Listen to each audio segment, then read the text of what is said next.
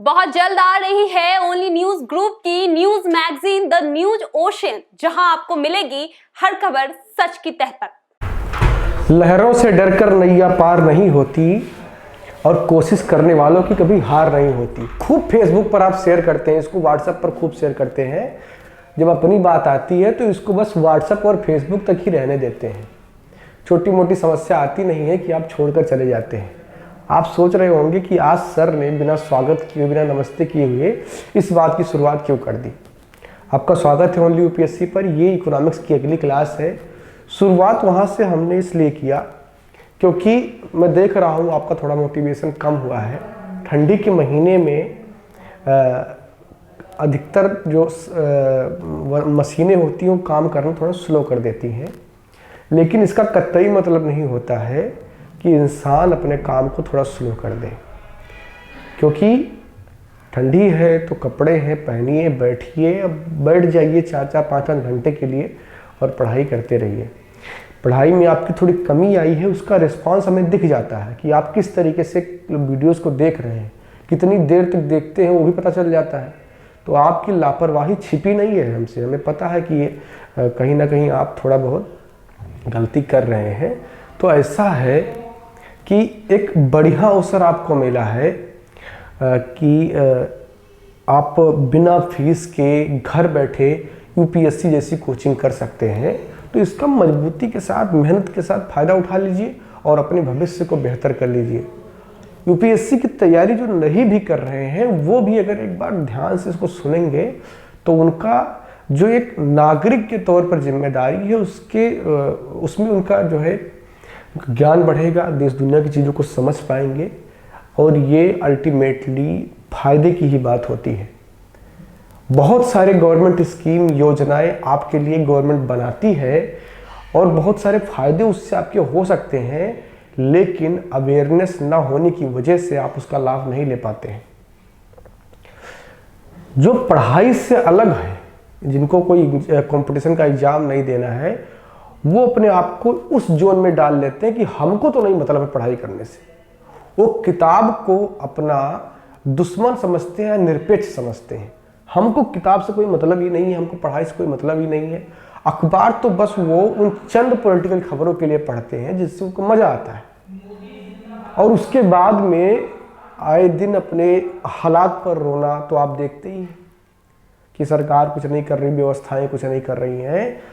आप एक बार अपने आप से सुबह उठ करके शाम तक जो क्रियाकलाप किया है उसका रिपोर्ट कार्ड बनाइए कि आपने 24 घंटे में क्या किया अपने लिए। कोई बदलाव हुआ आपकी जिंदगी में? जब भोर हुआ था और जब से आप लगे थे अपने कोई भी काम करने में, तो सांझ तक आपने उसमें क्या बदलाव किया अपने जीवन में? व्यवस्थाओं से सवाल पूछिए। कभी ऐसी बात नहीं, मैं नहीं कह रहा हूं कि आप सरकार से सवाल पूछना बंद कर दीजिए, व्यवस्थाओं से सवाल मत पूछिए। अपने आप से भी तो आप सवाल पूछिए कि आप क्या कर रहे हैं। ये जो मेरा निकल रहा है अभी, ये थोड़ा सा इसलिए भी निकल रहा है क्योंकि आपका रिस्पांस जो है वो अच्छे तरीके से नहीं आ रहा है। ठीक है, तो रिस्पांस दिखाइए, पढ़ाई कीजिए मेहनत से। आइए क्लास की बात करते हैं अब।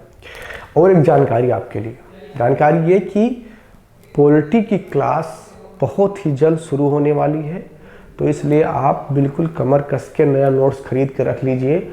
और पॉलिटी जो है वो सबसे बेहतरीन और मुफ्त में ओनली यूपीएससी पर ही पढ़ाई जाती है। इससे पहले का भी हमारा रिकॉर्ड है, आप देख सकते हैं।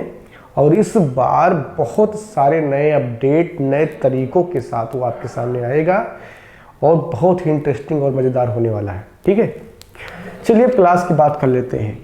इकोनॉमिक्स की पिछली क्लास में हम कैपिटल मार्केट को समझ रहे थे, जिसके अंतर्गत हमने शेयर मार्केट को समझ लिया। शेयर मार्केट कैसे काम करता है, उसमें क्या उपकरण होते हैं, प्राथमिक बाजार क्या है, द्वितीयक बाजार क्या है, ये सारी बात, निफ्टी 50 क्या होता है, सेंसेक्स कैसे चढ़ता है, कैसे गिरता है, ये सारी चीज़ हमने समझ ली है। जो नए लोग जुड़ रहे हैं और ये सारी चीज़ जानना चाहते हैं वो प्लेलिस्ट में जाए, उनको मिल जाएगा। आज का जो हमारा टॉपिक है वो है एंजल इन्वेस्टर और वेंचर कैपिटलिस्ट। ठीक है, यह भी पूंजी बाजार यानी कि कैपिटल मार्केट का हिस्सा है। तो आज की क्लास में हम यही समझेंगे कि ये क्या है, पूरी कहानी इसके इर्द गिर्द क्या है। तो होता ये है कि जो बड़ी कंपनियां हैं वो पूंजी बाजार में आसानी से उनको पैसा मिल जाता है और वो अपना काम चला लेती हैं। लेकिन जो स्टार्टअप होते हैं उनके लिए इतना इजी नहीं होता है कि वो आए और पूंजी बाजार से पैसा इकट्ठा करें और अपना व्यापार करें। तो जो स्टार्टअप होते हैं वो एकदम नए नवेले होते हैं व्यापार में, और उनकी एक परिभाषा भी कह दी गई है। परिभाषा ये है कि जिन कंपनियों को अभी लगे हुए 5 वर्ष से अधिक नहीं हुआ है,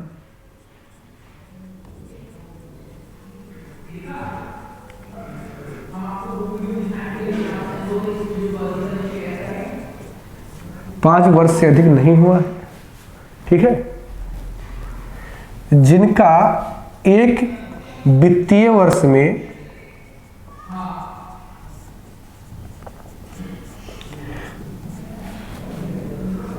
कुल राजस्व 25 करोड़ से अधिक नहीं रहा है,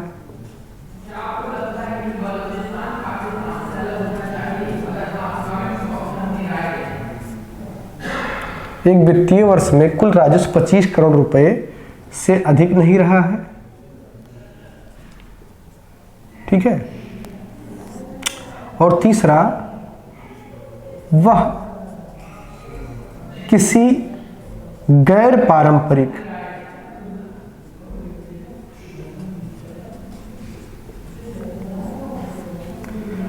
व्यापार की शुरुआत कर रहा है।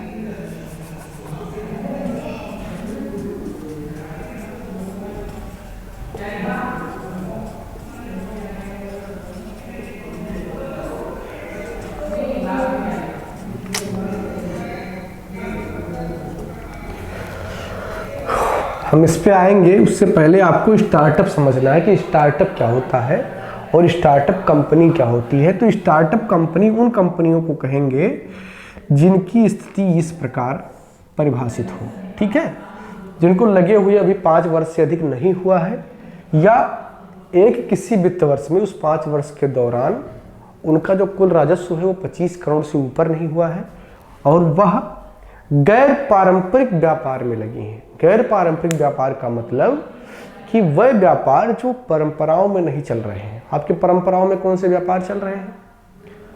आप नॉर्मली जो आपके खाने पीने की चीज़ें हैं जो बनती हैं, आपके अन्य प्रयोग की जो चीज़ें बनती हैं, या इनकी आपके इर्द गिर्द जो आपको चीज़ें दिखाई दे रही हैं जो लंबे समय तक चली आ रही हैं, वो पारंपरिक क्रिया जो है व्यापार है।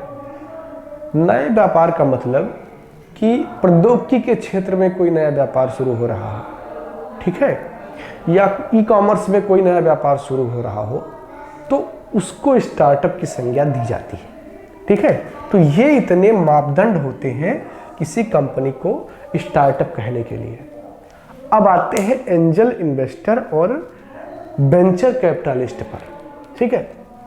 अब एंजल इन्वेस्टर कौन होते हैं पहले ये समझ लेते हैं, फिर ये समझेंगे कि वेंचर कैपिटलिस्ट क्या होते हैं। एंजल इन्वेस्टर ऐसे निवेशक होते हैं जो किसी नई नवेली कंपनी में पैसा इन्वेस्ट करना चाहते हैं, ठीक है। अब जो नई नवेली कंपनी होती है, जैसे अभी भी आप कोई कंपनी खड़ा कर रहे हैं, तो उसमें क्या होता है, जोखिम अधिक होता है। जोखिम क्या होगा, अधिक होगा। क्या पता कि जो आइडिया है वो सफल होगा कि नहीं होगा। एग्जाम्पल के लिए आपको बताता हूँ, जैसे मान लीजिए मैं कोई नया एक स्टार्टअप शुरू करना चाहूँ और मेरे दिमाग में एक आइडिया आए कि इस मार्कर को कुछ ऐसा बनाते हैं कि ये मार्कर के साथ मार्कर का भी काम करे और फ़ोन का भी काम करे। मान लीजिए मैं कोई इंजीनियर हूँ और मैंने रिसर्च किया है कि ये इस तरीके से काम करेगा। अब मैंने किसी MBA वाले को हायर किया और उससे पूरी बात की कि कितना खर्चा आएगा, कैसे इसको मार्केटिंग करेंगे, कितना, पूरा डिटेल हमने तैयार कर लिया। होता क्या है कि जब कोई नई कंपनी बन रही होती है तो सबसे पहली चीज़, नए अगर स्टार्टअप है तो एक रिसर्च होगा कि कैसे काम करेगा, फिर उसकी मार्केटिंग को देखा जाएगा। तो MBA वाला आएगा, वो जो है सोशियोलॉजी भी पता करेगा कि जहाँ आप बेचना चाह रहे हैं क्या इसकी डिमांड होगी कि नहीं होगी। ये सब करने कराने के बाद में एक पूरा तैयार होता है सेटअप कि अब हमें इन्वेस्टर चाहिए, पैसा चाहिए। तो जो स्टार्ट कर रहा है उसके पास इतना पैसा नहीं है। भाई मैं नॉर्मल इंसान अगर स्टार्ट करना चाह रहा है, लेकिन उसके पास बाकी चीज़ है, उसके पास एक रिसर्च है, उसके पास एक पूरा सेटअप बन गया है कि हमारा इस तरीके से चेन बनेगा, हम इसको ऐसे बेचेंगे, लेकिन उसके पास पैसे नहीं है। कुछ पैसे वाले लोग हैं जिनको ये सारा काम नहीं आता है, यानी कि उनके पास कोई रिसर्च नहीं है, उनके पास कोई मार्केटिंग का प्लान नहीं है, लेकिन पैसे बहुत हैं। तो वो करते क्या है कि नए किसी फर्म में निवेश करना चाहते हैं, और ऐसे ही निवेशक को एंजल इन्वेस्टर कहा जाता है। ये जोखिम भरपूर लेने की हिम्मत रखते हैं, क्योंकि इनके पास बहुत ज़्यादा पैसे होते हैं और ये सोचते हैं कि ये नया चीज़ है, देखते हैं स्टार्टअप को, और उनको अगर उसमें संभावनाएं नज़र आती है तो उसमें अपना पैसा लगा देते हैं, सारे जोखिम को उठाते हुए। तो ये होते हैं एंजल इन्वेस्टर।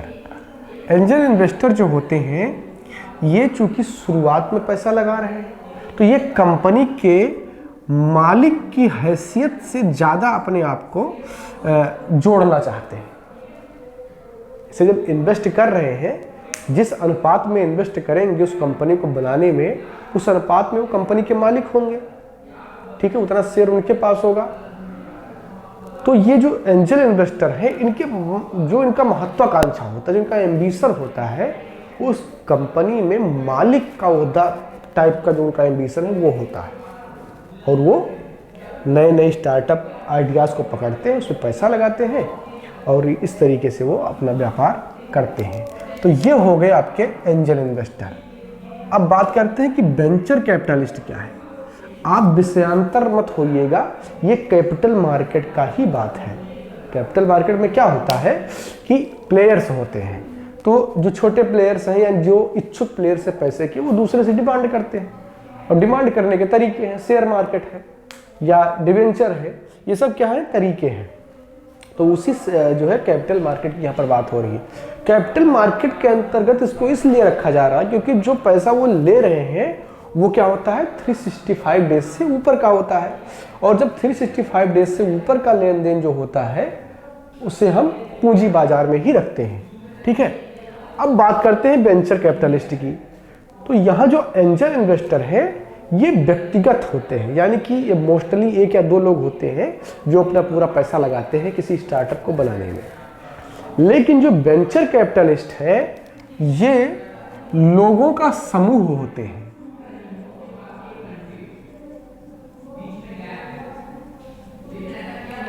मतलब इसका कि बहुत सारे लोगों का पैसा ये एक साथ इन्वेस्ट करते हैं। जैसे राम, श्याम, मोहन, टोहन जो भी लोग हैं, उनको अगर इन्वेस्ट करना है तो बैठेंगे, पैसा इकट्ठा करेंगे और जा करके किसी नए नवेले कंपनी में जो स्टार्टअप बन रहा है उसमें लगाएंगे। तो ऐसे जो निवेशक होते हैं उनको वेंचर कैपिटलिस्ट कहा जाता है, ठीक है। ये कंपनी पर मालिकाना अधिकार का इनका महत्वाकांक्षा नहीं होता है। इनका सिर्फ और सिर्फ एक महत्वाकांक्षा होता है कि पैसा लगाएं, कंपनी ग्रोथ करे, प्रॉफिट जनरेट करे, और जिस अनुपात में हमने उसमें इन्वेस्ट किया है उस अनुपात में हमें प्रॉफिट मिले और उस प्रॉफिट को हम बांट लें। यही इनका महत्वाकांक्षा होता है। ये इस बात की महत्वाकांक्षा में नहीं होते हैं कि हमें मालिकाना हक चाहिए, क्योंकि एक बहुत कठोर लहजे में कहें तो इनकी इतनी औकात नहीं होती है। एंजल इन्वेस्टर जो है वो बहुत बड़ा पैसे वाला इंसान होता है, तो वो क्या करता है, मालिकाना हक के लिए पैसे इन्वेस्ट करता है। लेकिन वेंचर कैपिटलिस्ट क्या होते हैं, लोगों के समूह होते हैं, छोटे छोटे रुपयों के समूह होते हैं। तो ये बस प्रॉफिट को ध्यान में रखते हैं, इनकी महत्वाकांक्षा प्रॉफिट तक ही होती है, और इन्वेस्ट करते हैं और ये पैसा जनरेट करते हैं। तो ये है आपके एंजल इन्वेस्टर और वेंचर कैपिटलिस्ट, जो कि आपके कैपिटल मार्केट का ही हिस्सा है। इनसे भी कई बार सवाल आते हैं और ये आपके कैपिटल मार्केट का हिस्सा, इसलिए पढ़ाना जरूरी था। इसको आपने इस क्लास में पढ़ा। अगली क्लास में हम बात करेंगे फॉरेन पोर्टफोलियो इन्वेस्टमेंट की, ठीक है, कि फॉरेन पोर्टफोलियो इन्वेस्टमेंट क्या होता है, बाहर से जो निवेश आता है वो क्या होता है, उसकी अलग अलग कैटेगरी क्या है, उसको हम समझेंगे। बहुत इंपॉर्टेंट और इंटरेस्टिंग क्लास है, तो उस क्लास को आप बिल्कुल मिस नहीं करेंगे। ये क्लास कैसा लगा कमेंट में लिख के बताइए, कुछ समझ में ना आया हो तो भी पूछ लीजिए, और लाइक शेयर जरूर कीजिए, ये आपकी नैतिक जिम्मेदारी है। बाकी मेरे आवाज़ में जो ऊर्जा की कमी है उसका वजह यह है कि ठंडी की वजह से मुझे जुकाम और खराश हुआ है, फिर भी मैं आपके लिए पढ़ा रहा हूँ। इस सोच करके ही आपको लाइक और शेयर तो करना ही बनता है, ये आपकी नैतिक जिम्मेदारी स्वतः बन जाती है। मिलते हैं अगली क्लास में, बात करेंगे नए टॉपिक पर। Thank you. बहुत जल्द आ रही है ओनली न्यूज ग्रुप की news magazine the news ocean, जहां आपको मिलेगी हर खबर सच की तह तक।